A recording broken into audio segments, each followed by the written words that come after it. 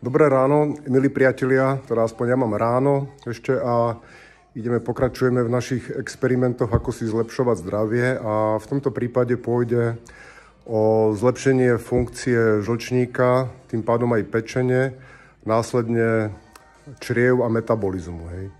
Je to vlastne vytvorenie si takého špeciálneho olejčeka, ktorý sa doporučuje piť na ráno na lačno, teda potom, ako sme vypili pohár teplej vody, to je taký základ ranný, trošku si prečistiť čreva, tie zbytky po trávení, ktoré nám tam zostali a potom sa dáme na prípravu tohoto olejčeka.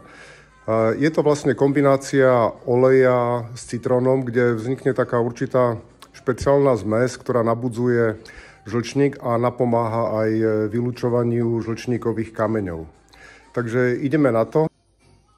Ideálne na to je vlastne olej pestrecový, ostropestrec mariánsky.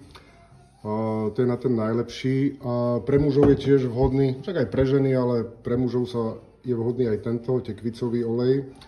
A vlastne urobíme takú zmes, aby nám vyšla pre začiatočníkov na začiatok jedna čajová lyžica.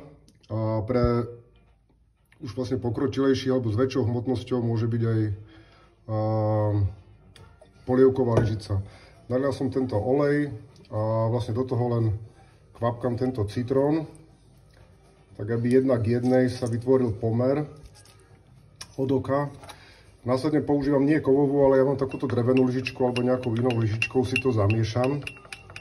Nechám to chvíľku postať a táto zmes vlastne mi vyprovokuje alebo teda spustí funkciu žlčníka tak, aby som na celý deň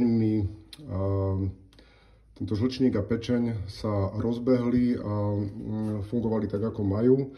Takisto to napomôže teda vylučovaniu žlčníkových kameňov a následne teda opatrenie pre tých, ktorí ich majú, hej, postupne. A po vypití potom nechávame ešte nejakých 10-15 minút, ak si môžeme dovoliť nejesť nič a následne vlastne sa môžeme naraňajkovať. Hej, takže takto to je. Takže dobrú chuť, priatelia. Hej, ja si dám tento olejček s citrónom. Hej, a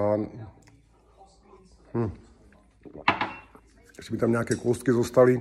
Takže je to taká výborná metóda. Uvidíte, ako vám potom pôjde trávenie cez deň. Možno, že prvé dni,